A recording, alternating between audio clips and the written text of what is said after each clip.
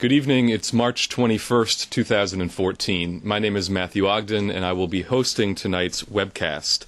We're joined tonight, of course, by Mr. Lyndon LaRouche, featured on these Friday broadcasts on LaRouchePAC.com, and also Jason Ross of the LaRouchePAC Scientific Research Team, who will be joining me to ask a series of questions. Now, let me begin with our institutional question for the evening. It reads as follows.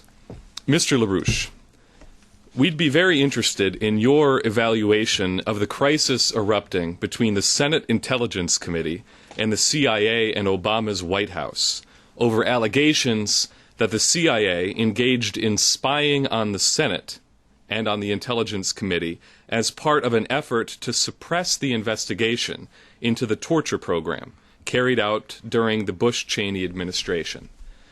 Can you please give us your assessment of the proper role of the intelligence community in a constitutional republic like our own?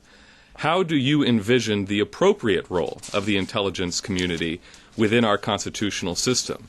What is the proper role of congressional oversight, and what importance do you give to the fight which has recently erupted, centered around Dianne Feinstein, John Brennan, Eric Holder, and President Obama? Well, there are two levels to this particular problem.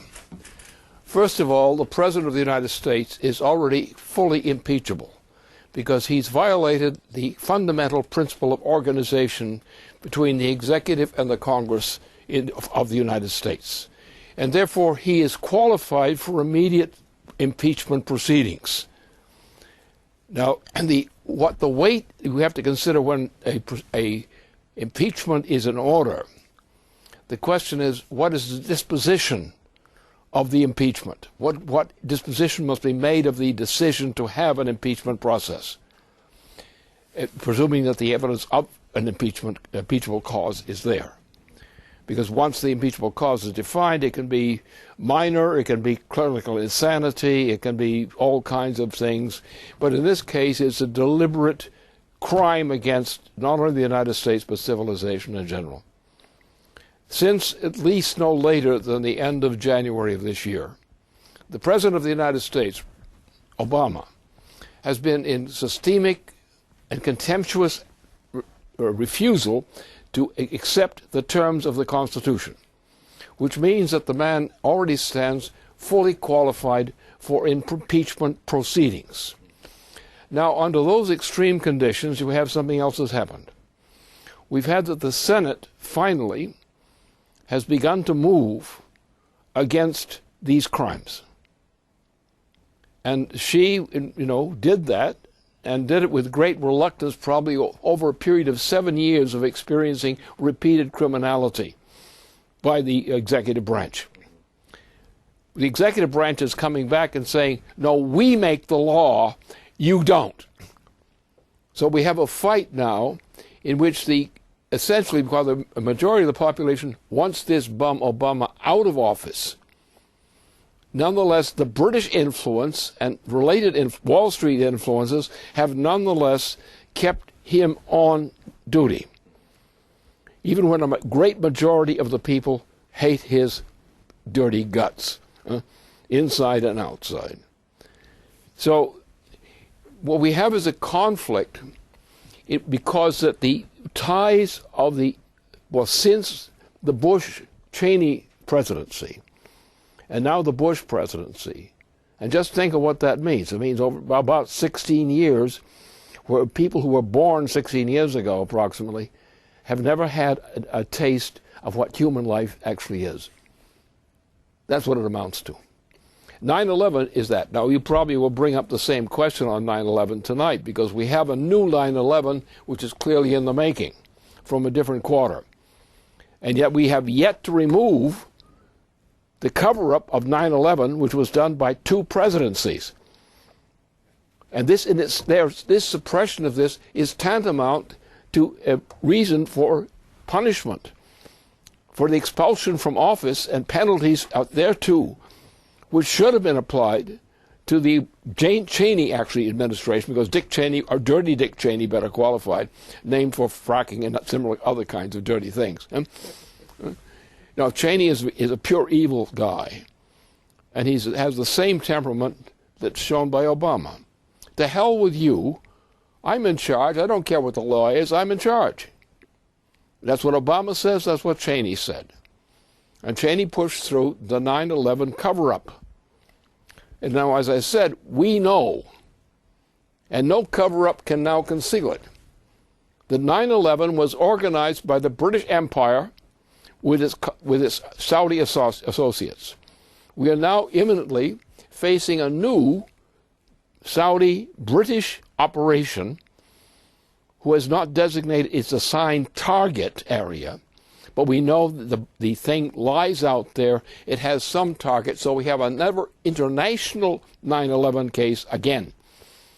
And they are still, the administration is still covering it up. Now, any honest United States administration would have thrown these guys out of office and into the jug, because the crimes they've committed in what they've done, impeachable offenses, go beyond mere impeachable offenses. They go to the question of murder, etc., and cover-up of crimes, major crimes. If you have a president of the United States who is flaunting his powers in breaking the law, breaking the constitutional law repeatedly, and he's not being thrown out, you have to say, what kind of cowardice, a stinking cowardice in particular, do we have in much of our ruling elements of government? Now we have the CIA chief, who is highly suspect for moral reasons and related reasons, is a key figure. But the fact is, the operation is essentially that of Obama. It's his baby, and a terrible baby he is. All right, so therefore, cowardice raised. The American people want out. We're actually on the verge of thermonuclear war. The intention of thermonuclear war is that which the British Empire has made clear before, the Queen herself. The Queen, of course, is the Empress. She's the Empress of the British Empire. She's not just the Queen of England. She's the Empress of the British Empire. And it's the British Empire that controls the greatest part of the territory of this planet. Now also controls Western and Central Europe to a large degree, including what was formerly the states of Europe, are now essentially almost powerless. They're under the regime and total control of the British Empire. We have a division now in this whole context, and part of the understanding of this context means that we've gone through a provocative action directed by the British monarchy and coordinated by the British monarchy through its control over the Western European system. The stooge in this thing is Obama. Obama's nothing but a stooge by the British Queen. That's all he ever was.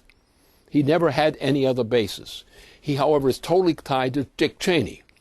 And Cheney is actually much smarter than Obama, and is the thug of record who's put into the situation to help control the situation for Obama.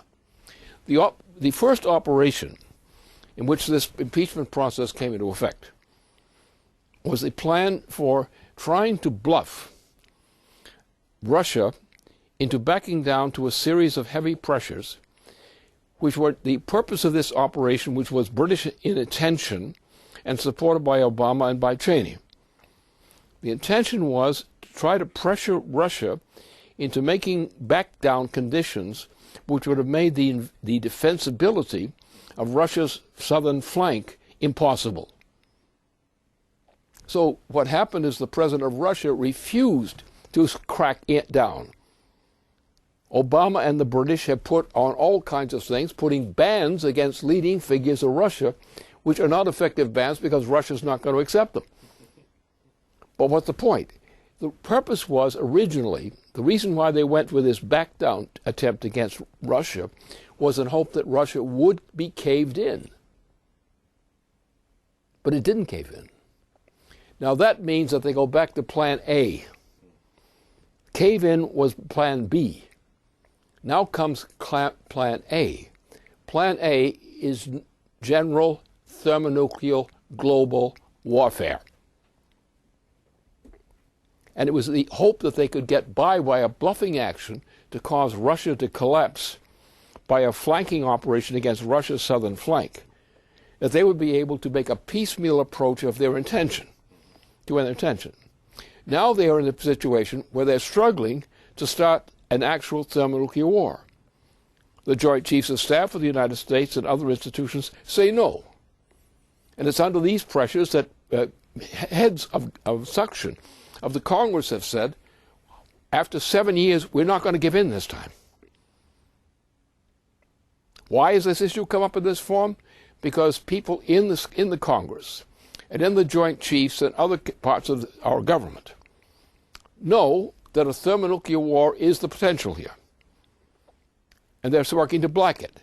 Therefore, the British monarchy, the British Queen, and her stooge, leading stooge, Obama, along with those fascist women who Obama cultivates as his circle, including the Cheney branch of this stuff, and they're now trying to prepare for, in effect, launching a thermonuclear war. Now, they hope to cause the U.S. government itself to back down. Our institutions of government, they're demanding now, and insane demands. Here's a president who is utterly impeachable, and this animal, this president who's better qualified as an animal than a human being, and his CIA chief, who is of a similar quality, are now trying to buffalo the president of the United States, the presidency of the United States, by the president and by the CIA, etc., etc., and trying to try to do what they tried to do against Putin, and which they're trying to do now against the real institutions of the United States, the Senate in particular, and other such institutions. So this is what the whole thing is all about. It's one package. It's not little things one at a time, one at a time. It's a whole dynamic package which has been underway for a very long time. But people didn't notice it, so they say it's new. I mean, the guy's dragging along with his no pants, underpants, no pants and underpants or shoes. He's walking down the street on parade, and he just didn't know it all this time. And that's the situation of many of our leaders of our government so far.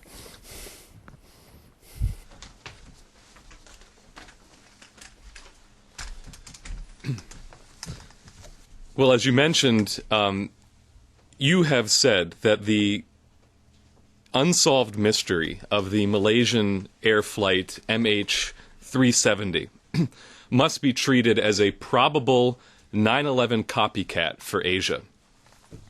Now, I want to review some of the indicators that our intelligence has pulled together on this case and just lay out the subject matter here.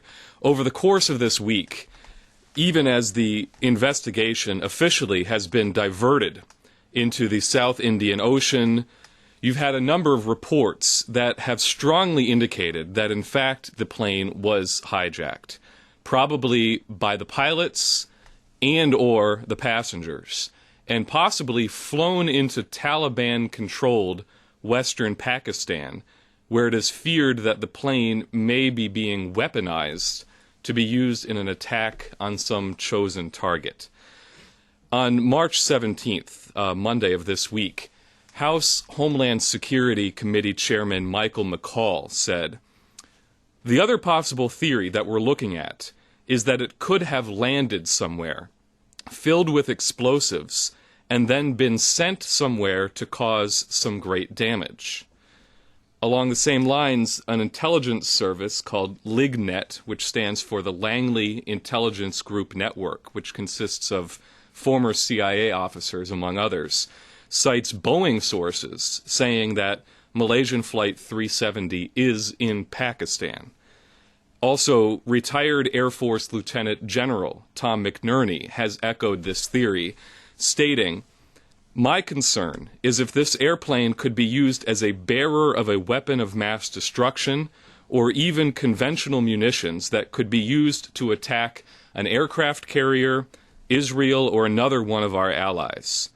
And in fact, CNN reports this week that Israel's Aviation Security Operations Center is on heightened alert following suspicions that MH370 could have been hijacked, and they've increased their monitoring of approaching aircraft due to what they call the possible threat of a rogue passenger jet being used to crash into the country.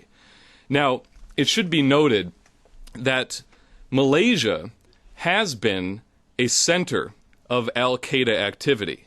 Two of the 9/11 hijackers, Nawaf al-Hazmi and Khalid al-Midar, went to an al-Qaeda summit in Kuala Lumpur, Malaysia, in January of 2000 for the purpose of plotting the original 9/11 attacks.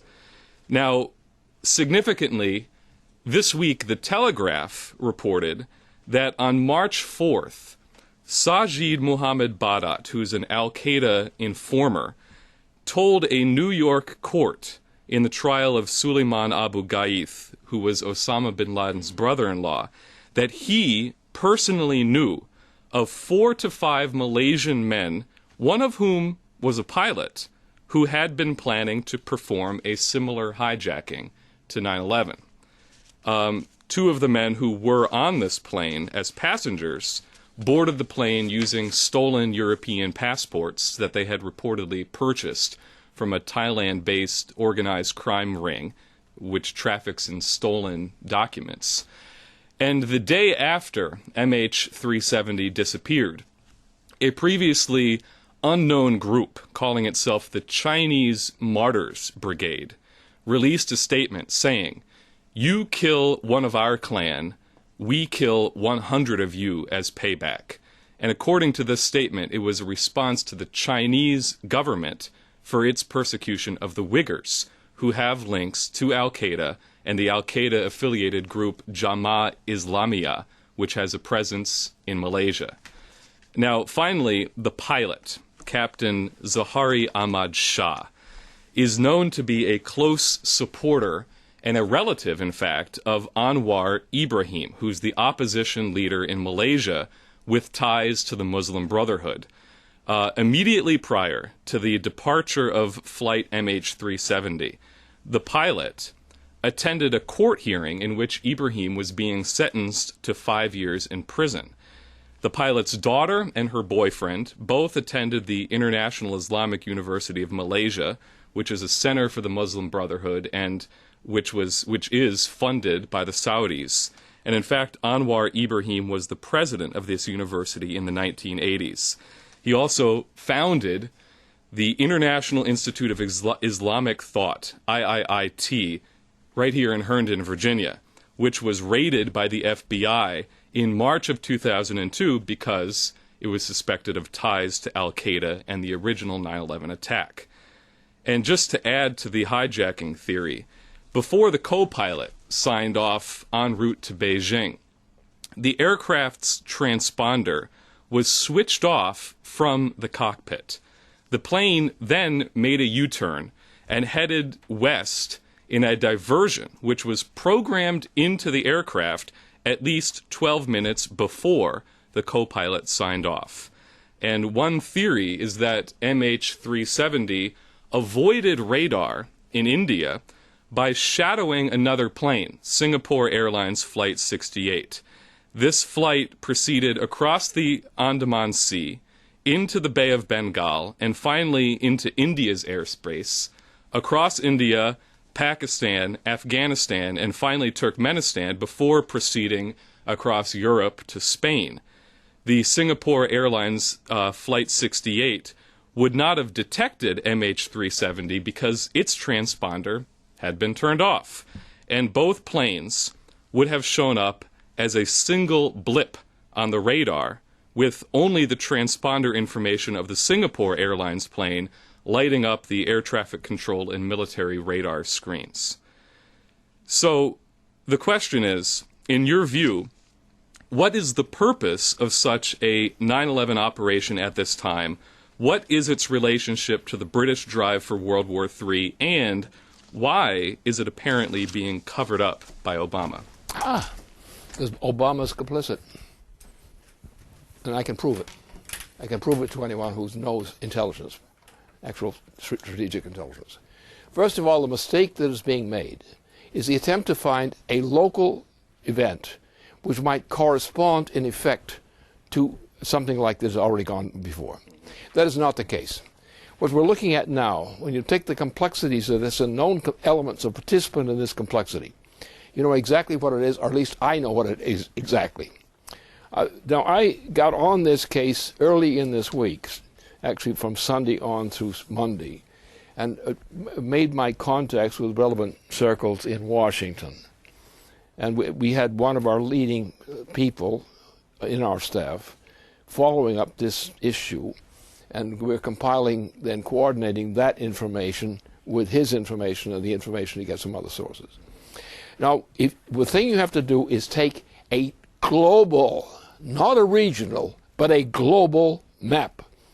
And you have to look at a map of thermonuclear warfare as I have defined the intention heretofore.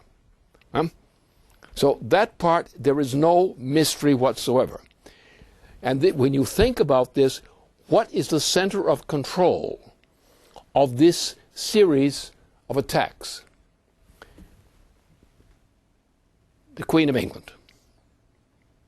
She is the bitch who's at the center of all of this terror. Obama is one of her chief sub-agents in this process, always has been. Cheney is also implicated in this process. Now just think of one thing that's very important about Cheney. The cover-up of 9/11. There was never a legitimate reason for the cover-up of 9/11. Young Bush didn't have the guts or brains to even understand that. This was Dick Cheney, dirty Dick Cheney, very, very dirty Dick Cheney, and a certain lady who is also a fascist proponent. And Cheney is essentially a fascist. Obama is implicitly a fascist. And when he broke from the Constitution of the United States by trying to pass through as legislation, as presidential decrees, which defied the rights of the Congress, he defined himself as an enemy of the United States because he's in complicity with enemies of the United States. Enemy of the United States, number one, 9/11. Who was the author? The principal two authors were primarily in the financing and overall arranging of 9/11 was the British monarchy, the British Empire. The Saudis are part of the British Empire.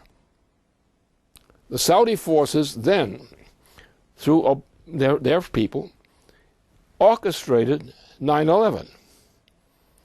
All of the attacks were done directly by for example, the ambassador to the United States of Saudi Arabia was a key instrumentalist inside the United States, operating inside the United States as an ambassador to the United States from Saudi Arabia, and he was orchestrating the organization of the 9/11 attacks.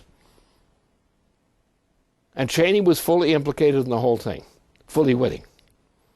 And nonetheless, they went along, where Cheney was in control of the President of the United States at that time. Cheney went along and put through this 9/11 agreement, which was a fraudulent one. Okay, who did this? Well, it was done, the British did it. The British Empire did it. Now, we've seen what recently, in recent weeks, especially, we've seen an attack against Russia. And I've told people, you guys are idiots. This is not a local issue in Europe. It is not an issue between Russia and the other nations in Europe. It has nothing to do with it as such. You've got a bunch of Nazis who the British and others have put into place with support of Obama, who's supporting outright Nazis, which is known to the United States as being Nazis. That is, they are a continuation of the original organization of the Nazi killer operation, the SS. This was the Ukrainian SS, the Ukrainian branch of the Nazi SS. And it's a continuous organization. There were deaths in the organization from old age and so forth. But the organization as such has never been broken. Right?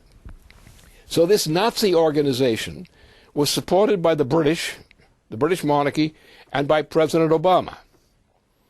That too is a crime. A crime against the United States, again, by the Bush administration, specifically Cheney, 9/11.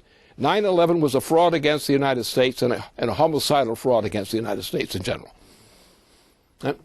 All right, now the same thing has happened now in terms of the attempted operation, which didn't succeed, in Russia. They couldn't bluff Russia. Now let's look at the two ends. How is the world composed strategically? By two territories, the transatlantic territory and the Eurasian territory. Now, they're in between the two territories, right inserted in there, is what? The Saudi-centered operation which started with the two Chechen wars in the south section of Russia, on the south flank of Russia. Where was the attack point in terms of what Obama did and the British did? In terms of, they went to the same thing. The Chechen pivot was used. The Chechen pivot is the pivot to the most radical and heathen of all kinds of heathen, the most evil Saudi force,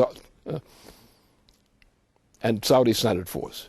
So it's an Islamic force of a certain characteristic, which is key with the same figure who organized 9/11, who is a trainee of the British Empire, who had his entire career as a pilot in the service of the British Empire, had all his achievements given to him by the British Empire, including the organization of the funding, that is the actual funding, and the actual deployment of the 9/11 operation against the United States. All right, so now you've got this thing which still goes to the Chechen-centered itch, to the Uyghurs. And they have all in between, in the extreme, radically racist, evil, pure evil section of Islam. You have a fact of it in Turkey. You have facts of it in various parts of the Islamic world. And so therefore what you're getting is the British Empire is sitting in the middle. Is playing with two sides. Is playing with the side that plays to the west and the side that plays to the east. So now they didn't succeed in the flanking operation directed against the west, which was against Western Europe, against Russia from the west. Now they're going to an attack from the east, which means that the full panoply of the Saudi system and all its attachments is now going for an attack against the east. The purpose of the attack is to bring both features of the attack together in a single operation. The operation, therefore, depends entirely on the ability of the British Empire to break the opposition to Obama inside the United States. And every patriot of the United States who has the guts and brains to know it is going to impeach Obama immediately. And these are the warning signs.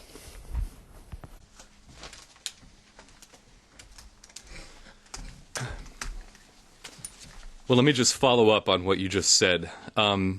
As you've repeatedly stressed this week, anyone who disagreed with your assessment and tried to say that the Ukrainian confrontation was anything less than a Obama-British effort to launch World War III was guilty of criminal stupidity at best.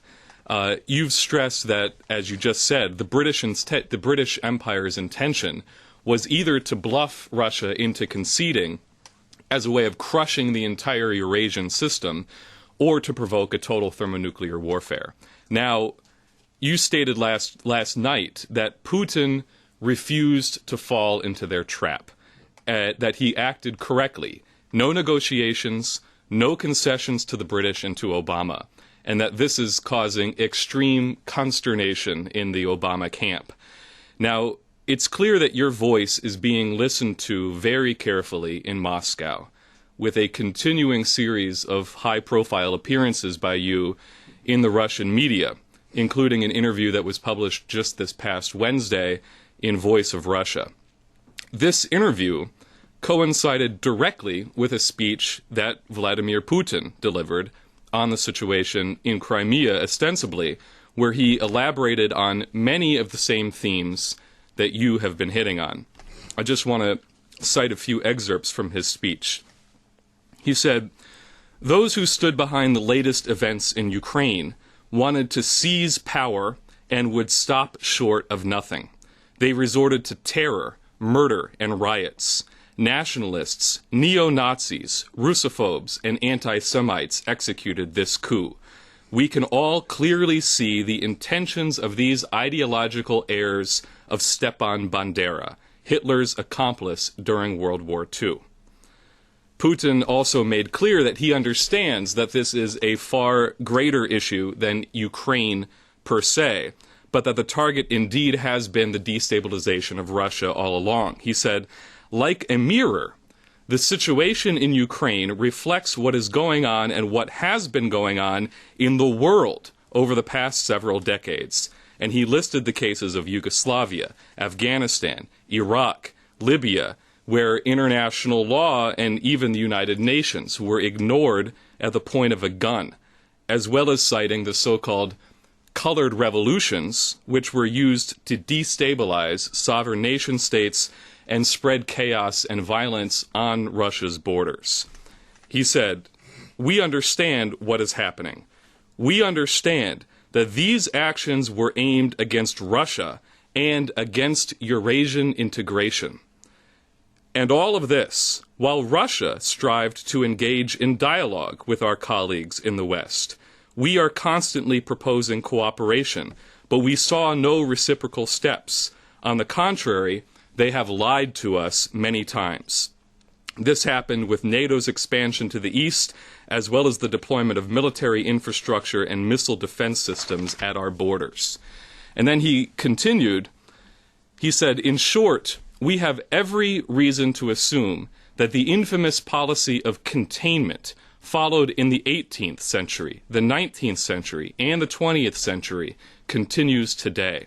They are constantly trying to sweep us into a corner because we have an independent position, because we maintain it, and because we call things like they are and do not engage in hypocrisy. But there is a limit to everything. And with Ukraine, our Western partners have crossed the line. They must have really lacked political instinct and common sense not to foresee all the consequences of their actions. Russia found itself in a position that it could not retreat from. If you compress a spring all the way to its limit, it will snap back hard. You must always remember this." And then he concluded saying, "Some Western politicians are already threatening us, and not just with sanctions, but the prospect of increasingly serious problems on the domestic front. I would like to know what it is that they have in mind exactly. Action by a fifth column? A disparate bunch of national traitors? We consider such statements irresponsible and clearly aggressive in tone, and we will respond to them accordingly." And he also stressed that both China and India are on Russia's side. So I think it's very clear that, as you just said, the threat of thermonuclear war is in no way off the table and continues to loom in the immediate future. And Russia clearly will not concede. And as you just stated, because Putin resisted, the British bluff Plan B operation failed, and now Plan A is imminent. So what must be done now to save mankind from total annihilation? We have to recognize, first of all, that the next attack will come from the Asian side. Remember, this whole thing has been organized from the beginning. And just think of what the date was. The time was the time that Bill Clinton left office, because it was on the 2 days after the turn of that year that I warned Bill Clinton that what was going to happen, that we must expect a major terrorist attack on the United States within the year. And I got on the case and began to get some evidence of preparations for it, but part of what I was getting was actually masked, in a sense, because there were a lot of forces that were deployed to be the terrorist operation, but weren't actually the operation. The operation was shifted to an aerial plot run by Prince Bandar, then the Saudi ambassador to the United States. A Saudi ambassador to the United States who had been trained entirely from his youth by the British system. Now, so therefore, this is the system. This is the war. It begins when? When the last decent president left office. And we haven't had an indecent president since. We have a bunch of British-controlled cowards and scumbags like, I won't go through them again. I got a long list. But anyway, Dick Cheney was a key figure in the architecture which led into this process. He's still there, still functioning the same thing. He has a heart, no heart. He's got a new one. He probably stole it from someone. Knowing Dick Cheney. Those are his propensities. And he has one of his witches, who was the woman who organized a duped a part of the federal government to vote for an attack support of the fascists, the Nazis, in Ukraine. So what do you want for evidence? How stupid can Americans be? How corrupt can the U.S. press be? Well, now the point is different. They've got to change their tune. Germany in Europe is not too happy with this idea, because what's happening now is a threat to the remaining economy. Germany has a certain section of it, the eastern part, close to the Central European part more, and they have a position of connection to Russia and to Belarus and so forth, which is very significant for the German economy. It's one of the last vestiges of competence in the German economy. So, and then you have, Spain is totally bankrupt. Don't let anybody who tells you Spain is recovering, they're lying. There's all fake money, all fake reality. The conditions of life of the Spanish people are getting worse. Greece, Italy, France, Europe is collapsing, is disintegrating. No, they're not going to Europe. They're going to try to hit the flank of Russia and China and India simultaneously. Now, the next step beyond that flanking operation is general global thermonuclear warfare. And this is what people have got to wake up to. They will say, oh, it can't be. They'll never let that happen. They'll never do that. They'll never let that happen. Oh, you must be over the top. You're over the top. You're over the top. Don't you know that? Well, I say, no, I'm not over the top. You're under the bottom.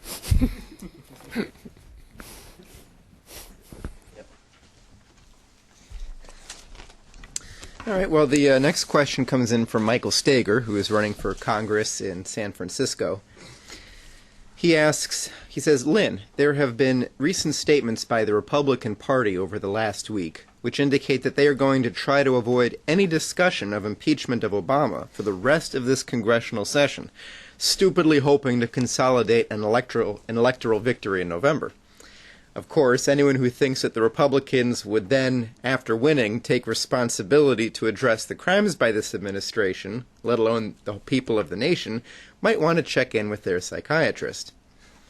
On the other hand, we have seen over the recent weeks an increase in attacks by leading Democrats against this administration, beginning with Dianne Feinstein's accusation of constitutional crimes, followed by Adam Schiff, and now even Harry Reid, all of whom were previously staunch defenders of this administration. As you have said, this is not a response to the crimes of Obama, which have been occurring for years now, but is a response to the threat of world war and human extinction by the administration and its controllers in London. However, with this growing split in the Democratic Party, which, Michael Steagall adds, was entirely instigated by your persistent intervention over the last 5 years, there is a growing unrest in key political states, namely Texas and California. In Texas, there is Keisha Rogers' campaign for Senate. She is the only legitimate candidate who can defeat John Cornyn, the incumbent Bush League Republican, and reinvigorate the advanced productive sectors of Texas, such as NASA, nuclear power, and through NWAPA 21. Now, following on her initial primary victory, entirely premised on Obama's immediate impeachment and a return to JFK's policies, both parties are now on the defensive and have been exposed as bankrupt swindlers. In California, a similar break is occurring. Due to the severe nature of the drought, there is a growing anger and a desperation among the agricultural community throughout California's Central Valley, including farmers, farm workers, and the broader community, who are now feeling the full effect of the criminal nature of the environmental genocide agenda.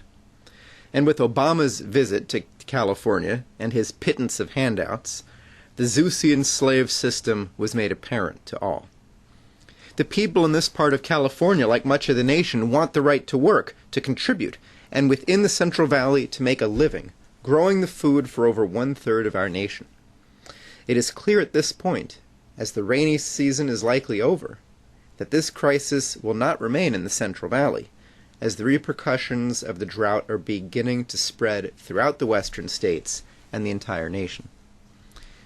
As has been made clear through your program, the only solution is an immediate shutdown of Wall Street and an accelerated investment program into nuclear fusion and desalination, along with long-term investments for NWAPA 21 and nuclear fusion. So Michael Steagall's question to you, Lynn, is, given these developments and the increasing threat of war and economic breakdown over the coming weeks and months, what is your sense of this break in the Democratic Party and a revival of the JFK and FDR traditions as the option for survival of our nation? Well,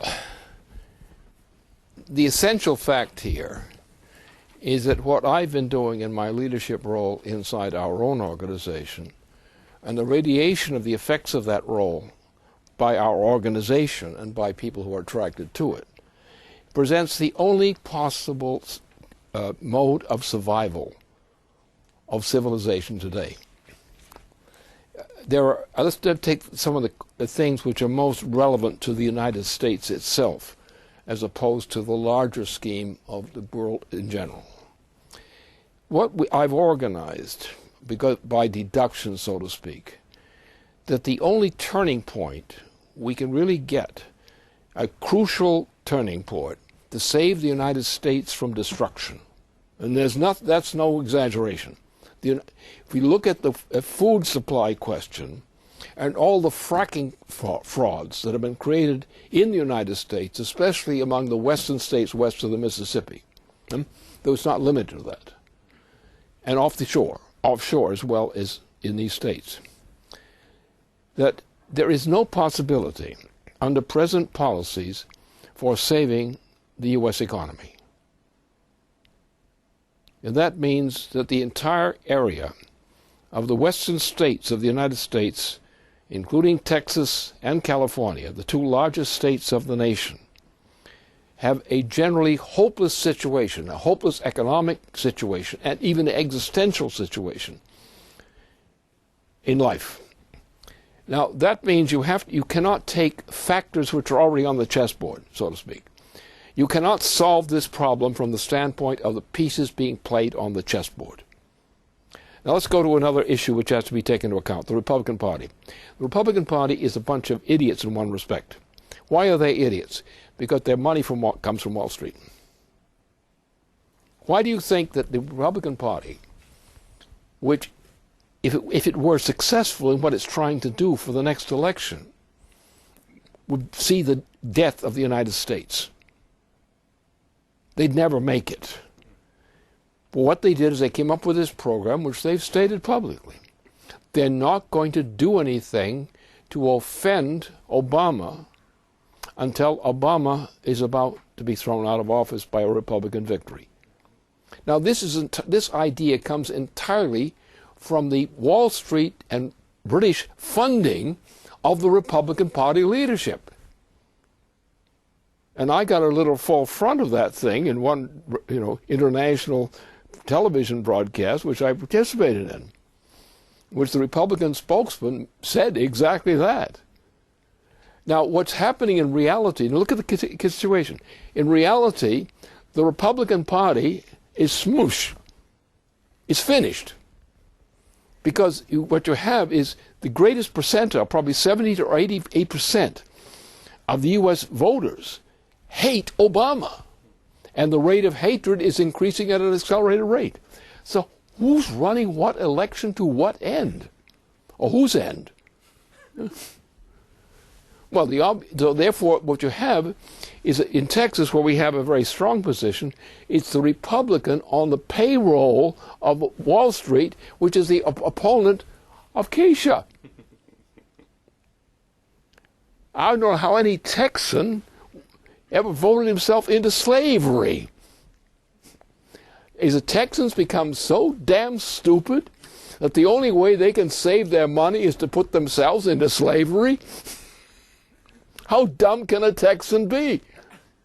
Now, it seems that there are a lot of people in Texas who are not stupid, and they tend to be voting for my choice of candidate for senator. And that the Republicans are doing everything, wasting all their time, making general silly nuisances of themselves, and becoming the anuses of history, all to play this stupid game, which is totally unworkable. But they can only hope that in the meantime, Wall Street might continue to forward them some more money. It's the only possible motive for the idiotic policy, the insane policy, the criminally insane policy, because it's criminal insanity when you go to those extremes in insanity. You shouldn't be walking the streets where you get that nutty. You may do harm to yourself, if not to your neighbors. So the point is, anything else on the table doesn't work. Our program, especially for Texas and California, as a joint program, because these are the two largest states of the United States, and they are actually the greatest part of the territory and population of the United States. So therefore, those are things we have to defend with everything we've got. And the Republicans are refusing to do that. Because they're being paid off by Wall Street, they say you have to sit down and kiss the rear end of the Republican Party for the sake of our money coming in from Wall Street. Now, I think if we make that point more clearly stated and rub it in hard and deep, you might even convince some Republicans to save their souls or some part of their something or other. But so far, they have no sign of threatening to become sane. They just want that money. They're like a guy who's got some fixation. I got to have that money. I don't care what you say. I got to have that money. I got to win. I got to win the Republican selection for the president next term. Otherwise, I'm nothing. You can't take that away from me. That's my toy. Idiots. Now, but the problem is that, as usual, in any great crisis, the game that's got to be played is not yet on the table. There's nothing you can do with the present stack of dominoes, so to speak, of economic dominoes, on the American playing board, which presents an actual solution to the nature of the problem now. There are two major problems to be considered. One is that since the assassination of John F. Kennedy, despite all the propaganda, the United States per capita has been going through a collapse in the economy and a collapse of the conditions of life of the people of the economy. So that's number one. The green policy has been a major factor in destroying the people of the United States. It has killed off the crops to a large degree, and it's also killing off the people. And it's a British policy intended deliberately by the British monarchy, explicitly by the British monarchy, to destroy the United States and its people. But there are a lot of dumb, stupid people, largely academics, who spread this disease. Okay, but none of that works. Nothing on the table presently works to save the United States from a general, total breakdown. Now, nothing. It has to be something we put on the table. Now, what we have to put on the table is very simple conceptually. Thermonuclear fusion. We have a water shortage in the western parts of the United States in particular, which will continue for years to come. In California and most of the western states, it's already hit, but it hasn't hit bottom by any means yet. In the immediate future, in the continued operations under either the Democratic Party as now organized, or the Republican Party above all. The Republican Party is the worst possible choice that a human being can make at this time, for just that reason. Because if you collapse the productive powers of the western part of the United States, west of the Mississippi in particular, which is going to be the hardest hit in all North America, except for the Canadian thing, but that is not going to be able to support us by itself. A lot of water up there, but you're not going to get the benefit down here. We have to create a new system, which does not presently exist, which will supply us with the means to rehabilitate, maintain, and improve the economy, the food-feeding economy, the production economy, the food people-living economy of the western states west of the Mississippi. That has to be our chief program. That program has to be featured on a national program which can incorporate that. So therefore what we're going to have to do is actually close down Wall Street, because Wall Street is already hopelessly bankrupt. It cannot be rescued. It's going bankrupt.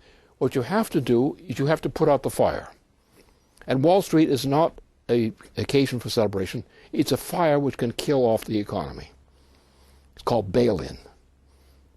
Since Bill Clinton left office, the cancellation of Glass-Steagall has resulted in an international banking system, bailout system, that is putting in phony money into the hands of worthless people, that is people who are not productive, to increase their bank proceeds by looting banks, looting mortgages, looting people, and cutting people off the payroll, even subsidy payrolls.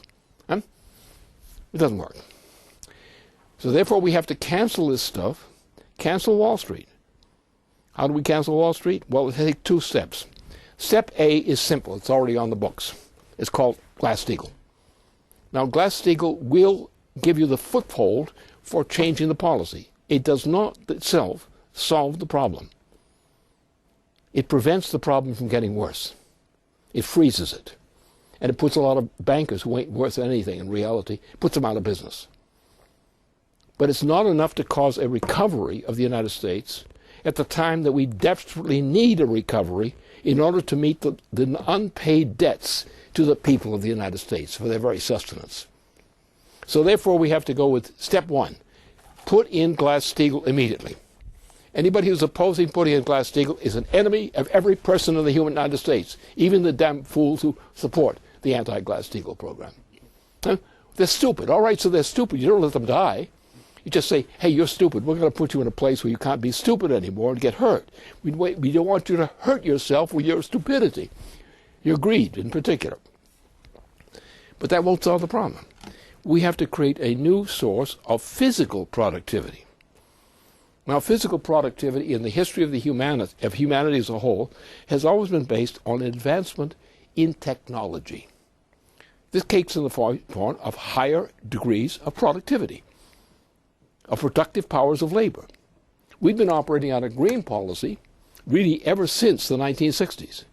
It started in the 1960s and it began to build up after the ouster of John F. Kennedy, and with the help of the Indochina War, which ruined us. And we've been going downhill as a nation and as a people ever since that started, ever since John F. Kennedy was assassinated. So now we have to reverse that. We have to go to a very high technology program, which is based on thermonuclear power potentials. By going to very high energy flux densities, in terms of power potentials, we can create a system of water and other things, related things, which can cause a general recovery of the United States. It may not be the greatest show on earth, but it's the starting point of a general upward development of the United States and of its people. That's what we can do. If we can also share that intention with other nations of the planet, we've had the opening in terms of raw materials development and so forth and other things, and water management, to solve the problems of many nations. It means we can go through a process which we call a recovery process. Now, Franklin Roosevelt went through a recovery process from 1933 into the World War II. And actually it was a great growth in terms of productive potential after that time. And that's what we can do. So what we need is a program which is based on, first of all, Glass-Steagall. Absolutely necessary. There's no hope for the United States without Glass-Steagall now, which means the virtual cancellation of Wall Street. In other words, the second thing is we need a banking system, a new banking system, which is based not only on the original design for our nation, of Alexander Hamilton as Treasury Secretary of the United States. He laid down the policy of the United States. We do not have, as Americans, we do not have in our history, in the foundations of our republic, we do not have a money system. Foreigners have a money system, and our trading with foreigners, which was essential to us in this early period, was important. But foreign money systems were not the real source of productivity of the American people ever, even during Hamilton's time. But then later, under President Monroe, and then John Quincy Adams, we launched a program of recovery which was consistent with our Constitution for the first time since Washington. We then went through with the leap in the Civil War, a great leap by putting in a greenback policy instead of a monetary policy. And it was the greenback policy, rather than replacing a monetary system, which bankrupted the treasonous banks and also made the basis for the great surge of technological and human growth in the United States under that administration. All we have to do is go back to that principle of Hamilton's, using that principle of Hamilton's, a physical principle of creativity, productive creativity, the principle of economy of the United States Constitution. And we can create, with the United States, not only a recovery to a Glass-Steagall form, we can create a banking form on which banks which are hopelessly bankrupt, and we have most of the banks of the United States today are on the verge of being hopelessly bankrupt. But if the United States Treasury Department does what Lincoln did, the Lincoln administration did, in the occasion of the Civil War, we can come out of this mess in great shape. We have the augmented advantage of the fact that the high technology, thermonuclear fusion technology, if brought into play, will give us a driver capability so that human beings will be able to reach within a couple of generations, reach levels of achievement which mankind has never even dreamed of before. And we have people who know exactly what those capabilities are and what those potentials are. So what we must do is, instead of leaving the population out there wondering how they can recover and looking for cheap solutions, cheap and simple solutions for that problem, or taking it out of somebody else's pocket, for example, that won't work. There isn't enough to go around. And if you try to collapse the number of people who are working, you're going to collapse the economy still worse. So therefore we have to go to Glass-Steagall immediately, but we must have an augmented program which is based on the precedent of what Abraham Lincoln did. But there are other similar precedents, but that one in particular, the recovery in the Civil War. And that recovery under the Lincoln administration is the model for the recovery of the economy of the United States today. That is a practical thing. It is a proven thing. It's what we must do. And anything else is just wasting your breath, which you're going to need desperately if you don't do this.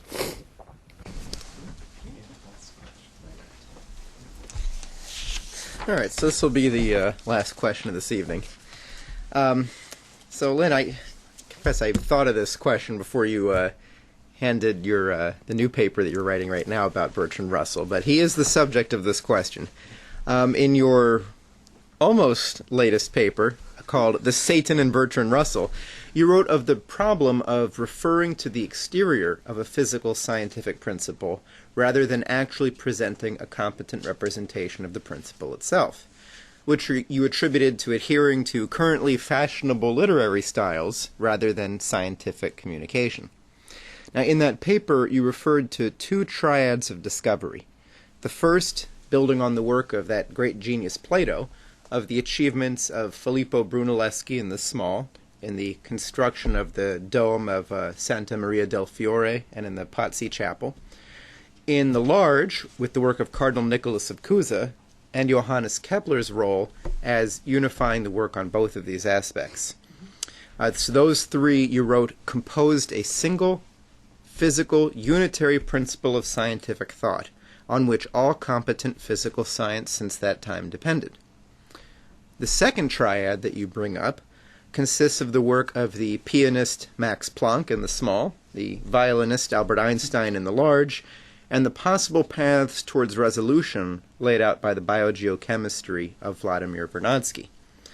You said that the work of that second triad was made possible by the interim work of Gauss and then Riemann in completely breaking physical reality away from any presumptions of mathematics itself, such as Euclidean geometry, and implicitly sense perception. So the need for modern Kepler to resolve the paradoxes encompassed between Planck and Einstein is acute.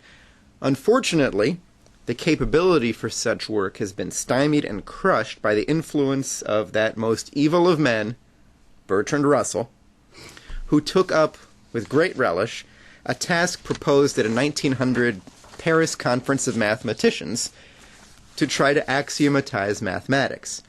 That means basically to reduce mathematics, and in their wildest fantasies, all of physics, to logic.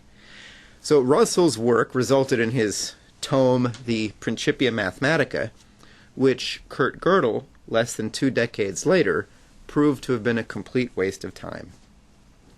Gödel found that the creative nature of the universe intruded even where it was not desired, even into the work of Bertrand Russell. He rigorously proved that any formal system was either incomplete, meaning it could not explain everything it set out to, or that it included contradictions. Now, that's no problem for a creative person, for whom the constant development of mankind is a truly existent principle. But it really enraged Russell, whose attempts to outlaw creativity were repulsed. He turned his thoughts towards other subjects, such as preemptive nuclear war with Russia. So, a combined question for you. First, on the folly of Euclid. Now, his geometry, couple of problems. One is that it says space is flat, which is a silly assumption to make, and it also gives a method of discoveries by deduction from things that are already known, which is totally sterile. So I was hoping that you could say more about what motivated your reaction to first learning of Euclid, and what our orientation should be today. Well, it was about 12 to 13 years of age when I was exposed to geometry. And I had already, at the Navy Yard in Boston, I'd visited that a number of times with my parents, and I was bored with some of the other stuff my parents wanted to see, and I went out to begin looking at the high steel production. Now, that was a period in which we went from the wrought iron kind of buildings. You used to have these brick buildings with wrought iron frames, right? Well, we went from that, we went to the process of what became known as the skyscrapers. Now, the difference is in the terms of processed steel, you could do things which could not be done with simple iron. So, but the point was that in order to do that, you had to reduce the weight of the steel in terms of relative to volume of the territory supported. You had to do that by making holes in the steel in the areas of where the weight was not relevant to the support. So I went to the Navy Yard and watched this thing on several occasions. That's why I say 12 and 13 years of age. And I came to the conclusion that this is the way it works. I had no idea of what Euclid was at that point or anything. I just got exposed to it then. So on as ingenue, first geometry class I attended was, well, what do you think teachers? What do you think geometry is about? And I also gave the example of this high steel as against iron construction, iron and brick construction. And the whole class was shocked, became more and more shocked the more the discussion of what I'd said appeared, and they all assumed that I was somehow crazy. Which shows, and this was their basis for belief in this kind of Euclidean geometry. Later in life, even with scientists who had been educated in the immediate post-war period as university graduates and professionals, they were still pulling on the same kind of ideology. Even though as scientists, when they would work in their laboratories, they would have no cognition of this matter. They would do their experiments, and they would report on the experiments. The experiments were fine. The results of the experiments were fine. They lived up to standards, generally. But when it came back to going to the question of things like, well, shall we say, real physics science, those of our greatest figures, they're absolutely ignorant. They all believed in the fake system of arithmetic in terms of building materials. So they're intrinsically incompetent. So the problem we have in our society is the educational system is largely based on do what the teacher tells you or you get a bad mark. So therefore you will have even university graduates, even professors of some note, who still have that problem. They are not in the world of reality because they're in the world of what they were taught to believe instead. Now, the solution to this thing is very simple, and it's typified by this particular issue that we were discussing now, the issue of geometry in general and of mathematics in general. And that's where it stands, and what I've laid out in this report, in that report you said, and what I've laid out again in this report more precisely on that particular point, is that's exactly what the issue was. And Bertrand Russell and the people, Bertrand Russell was an evil man from the beginning. He was intrinsically evil. He was probably the Satan of the 20th century. Probably the actual incarnation of Satan during the 20th century. He started most of the major wars, including nuclear wars, in the world. He did most of the evil that was ever done to mankind during that entire century. He was truly the most evil man of the 20th century in terms of a cultural influence. And people today still worship the memory and cherish the memory of that evil man. You want to know why we have such bad policies made? Because the poor people out there still are suckers for Bertrand Russell. The green policy is entirely a certain Bertrand Russell conception. Everybody who's green or pro-green is actually scientifically an idiot, and often a raving idiot, if you know the Cape. So that's where the issue is. What I'm dealing with is there is an actual science, which is I'm concentrating now because we're going to the time we have to have a scientific revolution. But even our own organization in general does not have the competence to understand what that kind of revolution is. So we have a few members of the organization who have a grip on this thing. Some people have pragmatic grips on this. They don't know what the exact principle is, but they know what works and what does not work. And they know how to make deductions what does or does not work. And that's the only way our system continues to function at all. It's not on people who are scientists, but people who are simply what you call practical.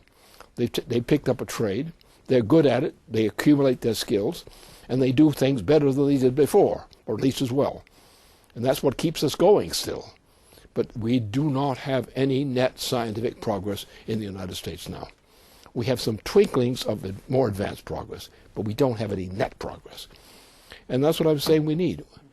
The ideas exist, they can be explained, they can be presented, but it means you're going to rip the gut out of the present school system in education. Because it's that school system that is destroying the minds of our children. And we've got to save our children from the rot of those minds.